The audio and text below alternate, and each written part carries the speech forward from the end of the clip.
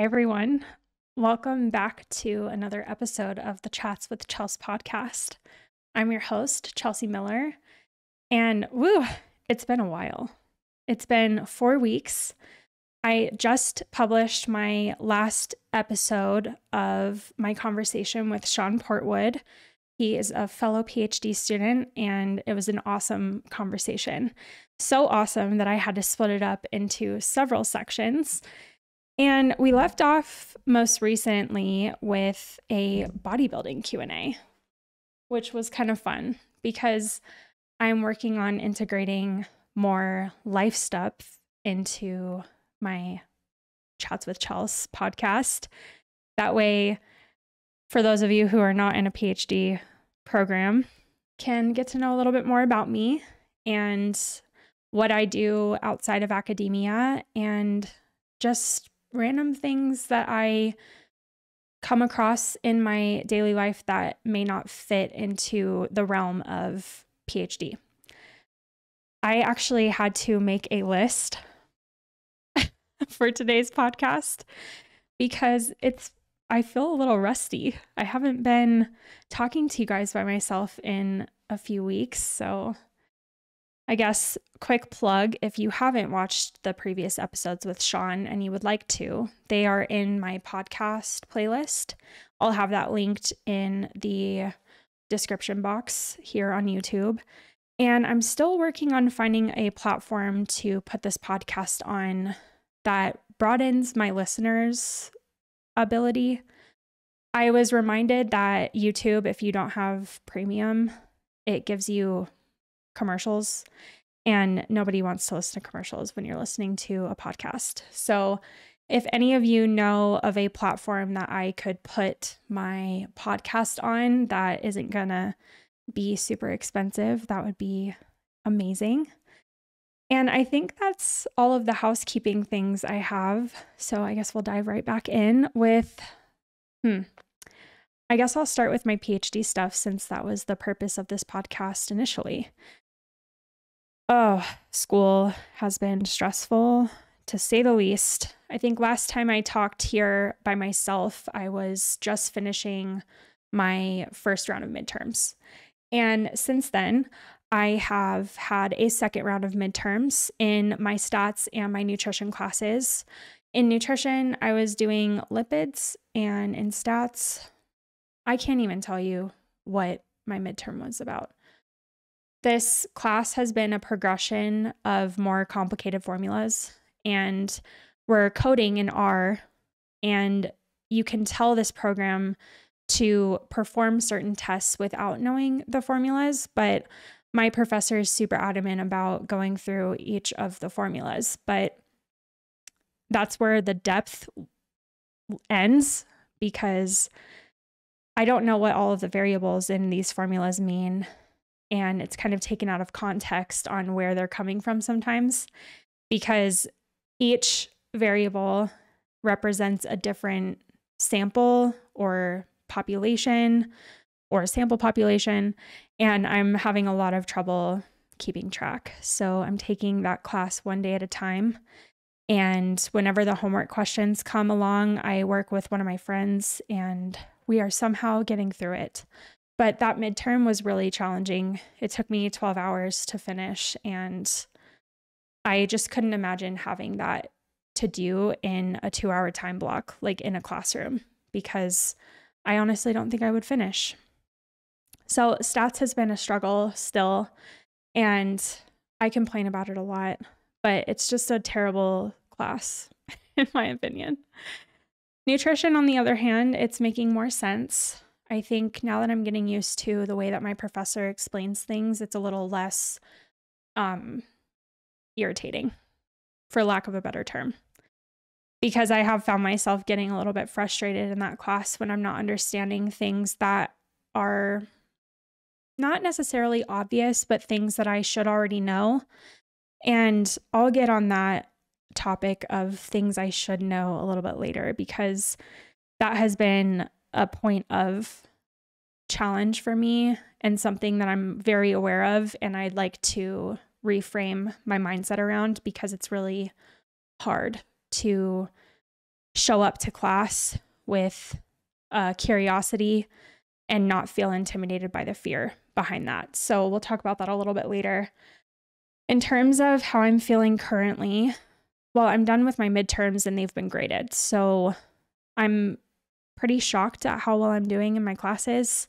I think it's a testament to how much time I'm putting into these assignments, but that's also one of my pitfalls because it's hindering my progress in my research space. So I'm feeling conflicted. And this is something that I have been feeling since I started my program. Because some days are really awesome and some days I'm really happy to be where I am. And then other days I'm so terrified to fail that it's almost crippling. And I actually started going to therapy again because I have struggled with anxiety. I know I've probably talked about it in a previous episode on here, but there comes a point when my anxiety is just not something that I can handle on my own. And instead of outsourcing to people that I know, I reach out to a professional because, one, that's what their job is there for. But also it's helpful to have like a third party that isn't directly involved with me personally. And she, my therapist, has a more objective eye when it comes to viewing certain situations that I bring to her with. So in terms of how I'm feeling about therapy, really great. I have a therapist that I like, and I have had therapists I don't like. So this has been a breath of fresh air to have someone who has a deep compassion for helping people, but in a way that is honest. And I had actually asked her for some tools that I could use beyond just my 5-minute gratitude journal, because I am doing this therapy as a short-term thing where you can gain skills to help navigate your own stuff when you're not seeing your therapist. And it was a really awesome conversation to have with her. She gave me some really challenging questions to ask myself. And I think the most important one that I have been reminding myself of every day is, did I do my best today? And that translates to, am I enough? Really, at the root of that question is, can I honestly tell myself that I have tried my best that day? And she's reminding me to not base my am I good enough on the progress that I'm making. It's just simply, did I do my best? And some days that question is really challenging to reflect on. I think I'm very hard on myself, and I have some certain tendencies that breed this perfectionist state of mind. And it's really hard to break out of that. And I've dealt with it my whole life. From a very young age, I can remember being really hard on myself in anything I did. And in academia, it's at its worst. So I've been working through that, and my gratitude journal is really fun. I love doing that every morning and every evening because it gives me something to focus on and something to anchor myself to when I'm feeling chaotic or distracted. And I've actually been using that in my yoga classes when I teach too, to try to really to help myself, get in that mindset all day long. It's just 1 hour where I can also remind other people that they have what it takes inside to find a peace of mind and to be enough for themselves. And I need to hear that for myself. So teaching yoga has been really fun. I have an opportunity to teach at a studio pretty soon, hopefully. So I'll keep you guys updated on that. And I guess we'll jump into the lessons that I have learned the last few weeks because it's kind of along the same thread. So I would say the biggest one being to lead with curiosity and not with fear. And I published an Instagram post on my Leafy Lentil page about this because it has been at the forefront of my mind, but also of my experience the last several weeks in my PhD program. And this was a very transformative conversation that I had had with my therapist, because I had reflected on the fact that this crippling fear is hindering me from making progress in my lab projects, but also it's inhibiting me from answering the questions that I'm being asked to answer in my classes. And it's really not functional or efficient, and it's really hard to navigate through. So I had said this in my therapy session, and it's been repeating in my mind as a mantra that I need to get back to this state of mind of being excited about being curious and not letting the fear of failure cloud my judgment or hinder my progress. And hindering progress is as simple as not going into the lab on a day because I'm scared that I'm going to mess up the assay or that I'm going to do the wrong calculation. And along with my therapist, I have been communicating this with my mentor, and she was like, Chelsea, I want you to fail. The only way that you're going to learn is to fail. And I think that you'll feel a lot more comfortable if you just pull off the Band-Aid and go into lab and just start doing something. And so I listened to what she said, and I applied this conversation about leading with curiosity the last 3 weeks. And there is progress being made, and there are times where I don't know how to do something. But instead of just reaching this state of shutdown, I walk into my mentor's office and I'm like, can you please explain this calculation to me, because I'm not wrapping my head around what I'm supposed to be doing.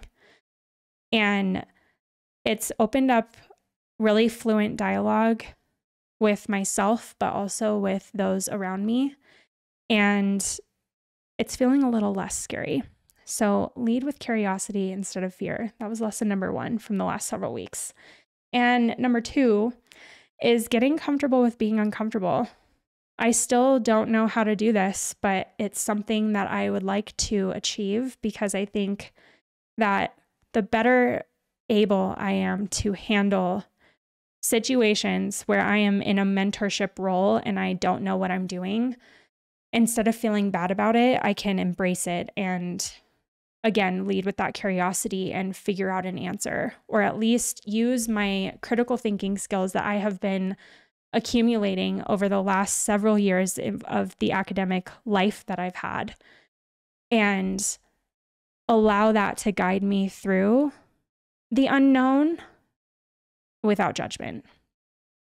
Because, again, I'm very hard on myself.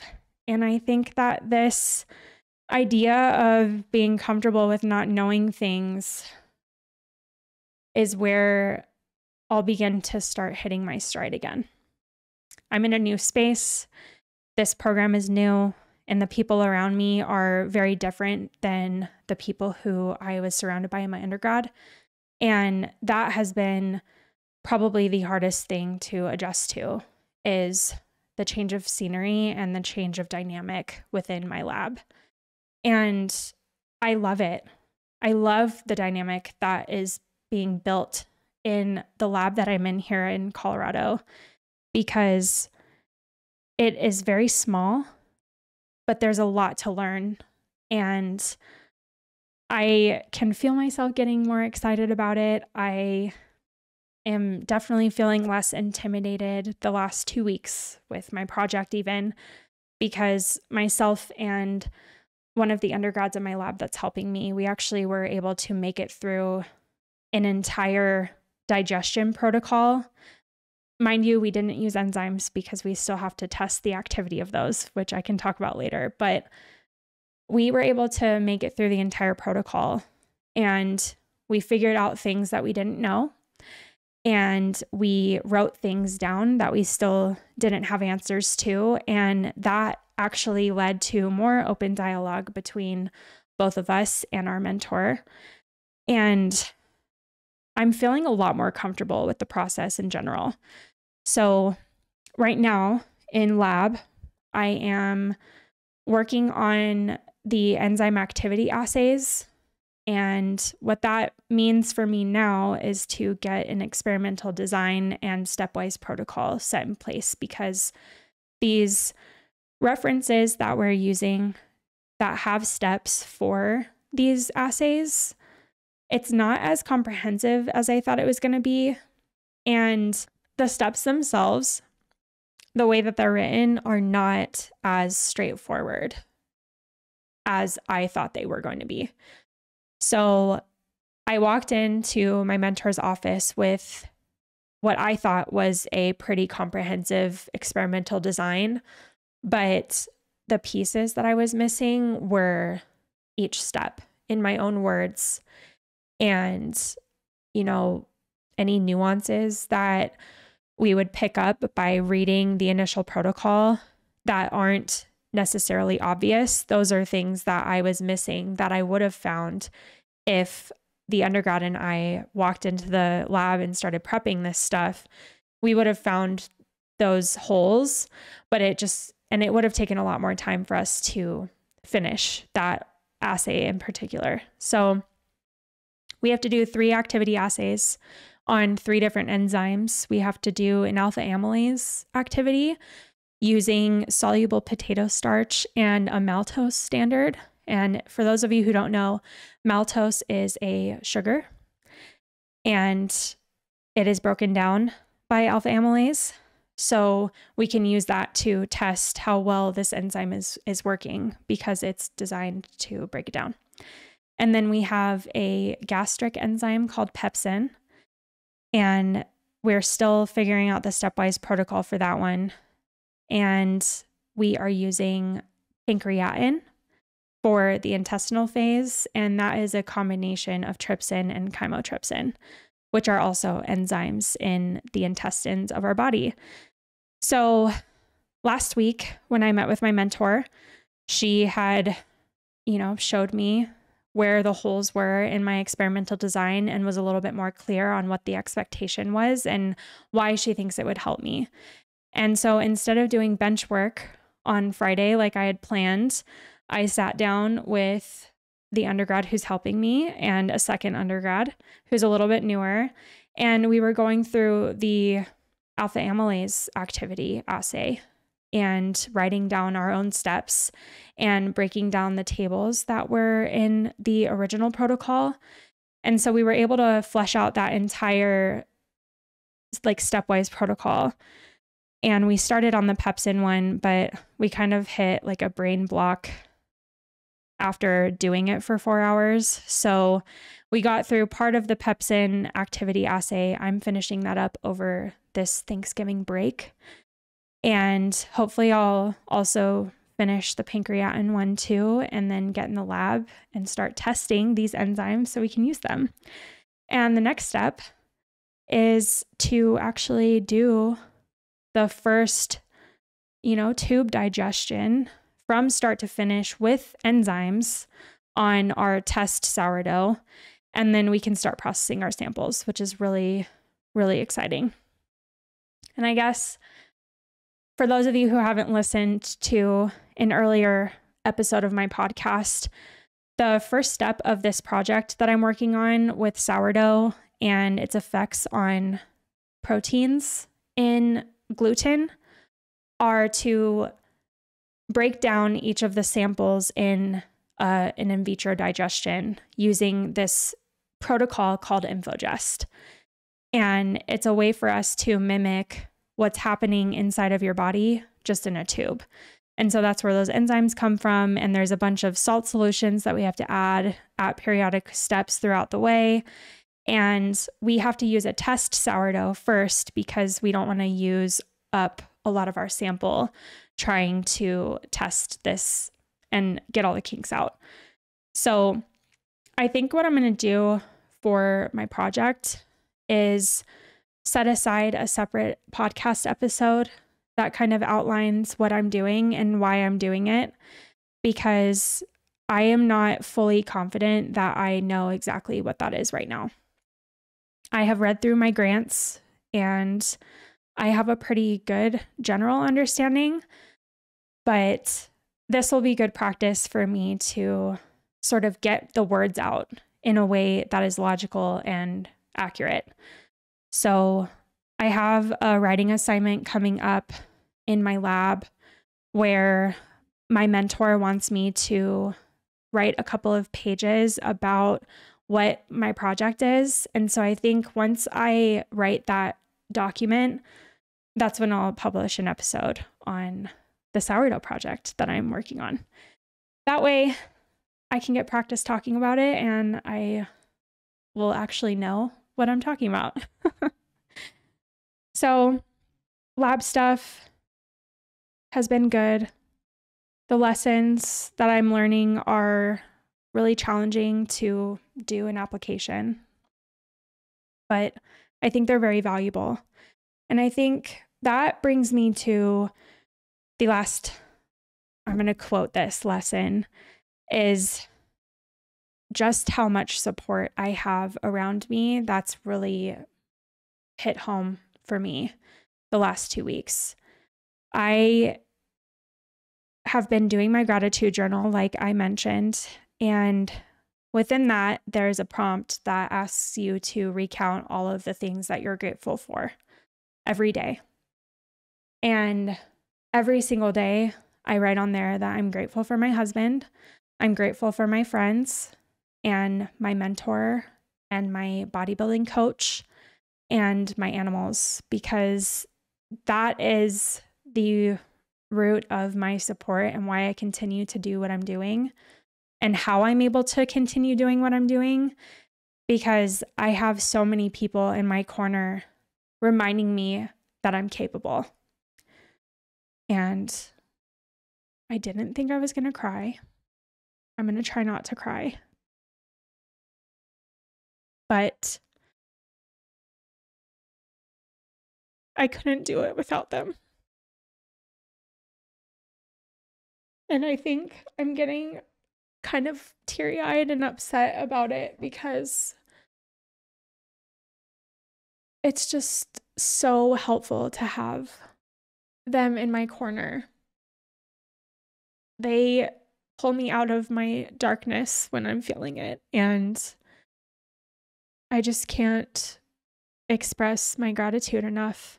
And I say I'm getting upset, but it's happy tears because they really are the reason why I'm able to show up at school and actually build my confidence. And the support comes from all over. I mean, I'm talking about like my husband, my friends, my colleagues, my mentor.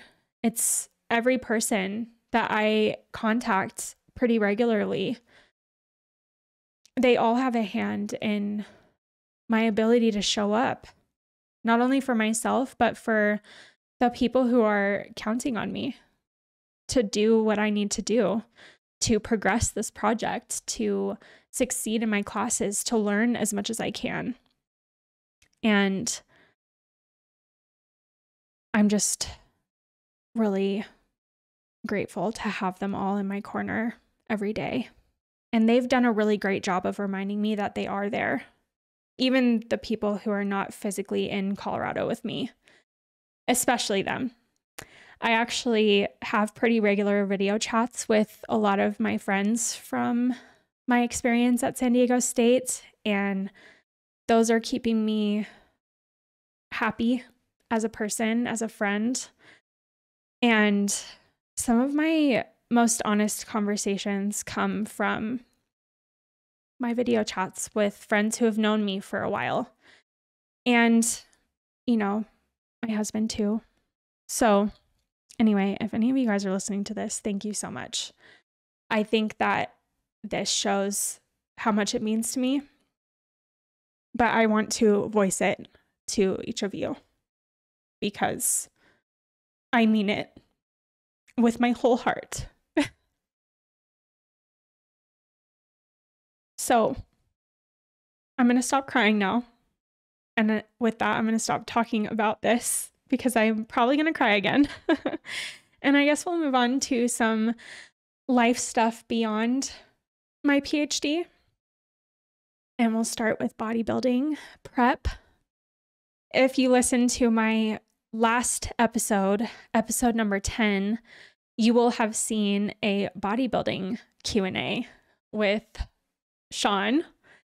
He wanted to flip the script on me and ask me some questions because he has been in the weightlifting space for a while. He used to be a personal trainer. And when I shared some of my experience when we were talking offline, he was like, I'd love to have a conversation about this. Why don't we just turn it into a podcast? And I was like, okay, cool. So if you have yet to listen to that, I encourage you to click out of this episode, go watch or listen to my bodybuilding Q&A, because I'm going to jump into my prep that I'm in currently. I have a show planned for April, and it's my first show of 2024. And it's actually my first show since my first show, because I took almost a year off to build muscle. And that has been a really humbling experience, to eat a lot of food and to lift as hard as I can and push myself beyond my comfortable limits, both in the gym and also in my own body. So we are now in a fat loss phase to get myself ready for a very anticipated show day. I will be competing in Utah, and it's my first time that I'm actually traveling to a location for a show, which is cool. I think when I hear the word bodybuilding prep from other people, before I had context, I just thought that it was doing a bunch of cardio and not eating very much. But now that I'm going through my second prep, I think that the context that I have is that you are preparing your physical body, but you're also preparing your mental body to get in the mindset of what it's going to be like to get up on stage and to present all of the hard work that you've been putting in for however many years you've been doing this for.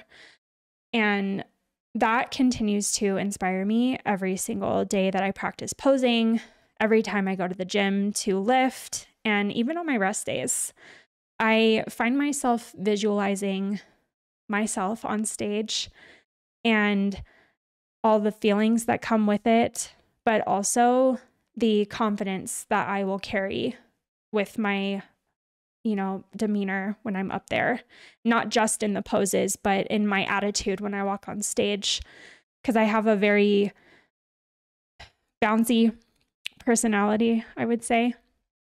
And that comes through with confidence when I'm up there, at least how it felt on my first show. So I'm getting myself in the mindset of doing that all again. And it's not necessarily like psyching myself out, because I don't feel nervous. I just wake up every day and I'm so excited to be doing it again. And I've been communicating with my coach every week because we have our check-ins, and she's been happy with the progress that we've made since I started prepping. And I think this is going to be a super prolonged prep, because I had put on about 25 pounds between my show in December and when I started my prep a couple of weeks ago. And so I think we're going to do a 25-week prep, because that's basically when we started, was 25 weeks from my show.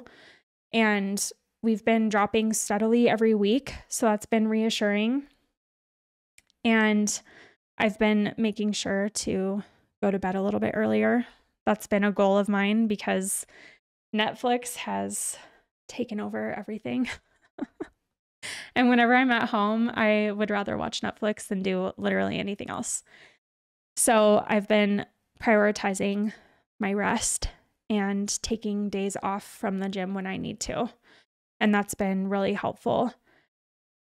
I think some background context for those of you who aren't familiar with bodybuilding, it's not very talked about to, take rest.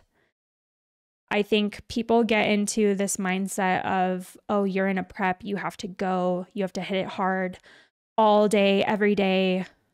It's like this all-consuming thing. And while it does take commitment and consistency, I don't think that it's healthy for it to consume your entire mental space.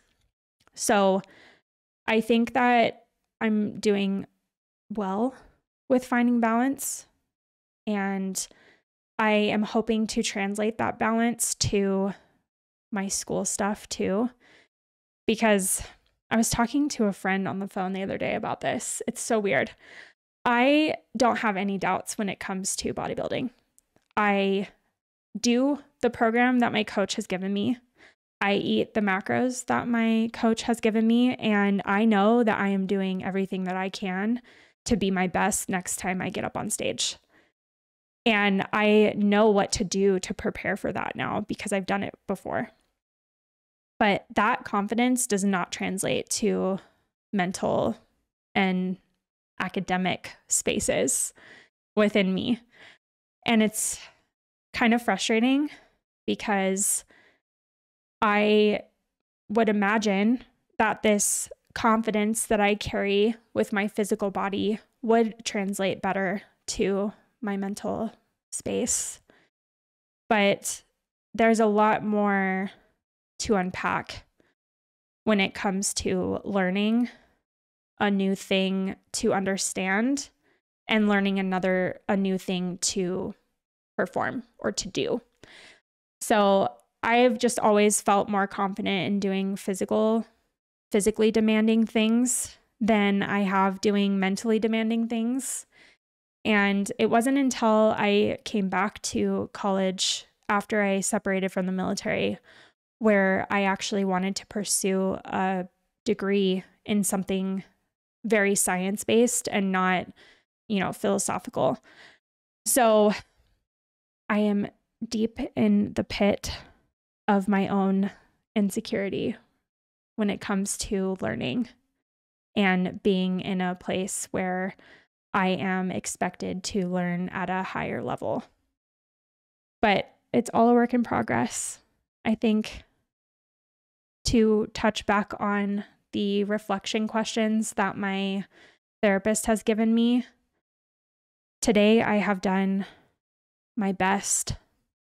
And that looked like sleeping in and taking the day to vegetate on the couch and watch the reunion episode of Selling Sunset and submit my stats homework. That was pretty much it before I hopped on here to do my podcast. I would say overall, I'm feeling better than I had the first couple of weeks in my program. I think I'm starting to understand what is most important and what things I can let go of in terms of expectation, because a lot of the classes that I'm going to have to take are not the hallmark of my experience as a PhD student. It's definitely going to come from my project and my progress, and just that I'm striving to pursue an answer to the questions that we are asking within the bounds of this project. So I guess with that, I will open it up to any questions that you might have. This is a little bit of a shorter episode, but I figured I would just give the Cliff's Notes, highlights, lowlights of the last several weeks since it's been a while since I've talked to you guys. But thank you for being here. I would say next week I'll have another PhD update, but I would like to go into my background in physical exercise things and how I started doing bodybuilding in the first place, because that is something that I haven't talked to many people about before.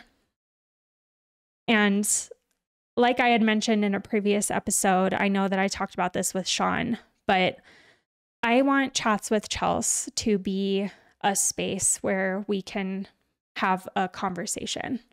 And it doesn't have to just be about PhD things or academic things. While that is going to be a strong foundation for what I talk to you guys about, I do feel called to share more about my personal self, because I think it'll help you understand, but also it'll help remind me of why I continue to do what I'm doing every single day.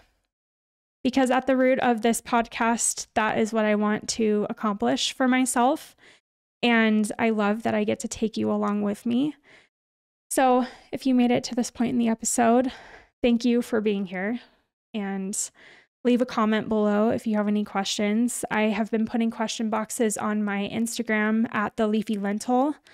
And I'll also start putting some question boxes out on my Shredded Lentil Instagram account. Both of those are listed in the description box here. And I'm really adamant about sharing information that you also want to learn about, because that's part of the reason why I'm here. So you asking questions helps me produce content that you like to listen to. And again, I did ask if any of you know of a podcast platform I can put these on that will be more listener friendly. So leave those in the comments below. And I will see you again next Sunday for another episode. Thanks for joining.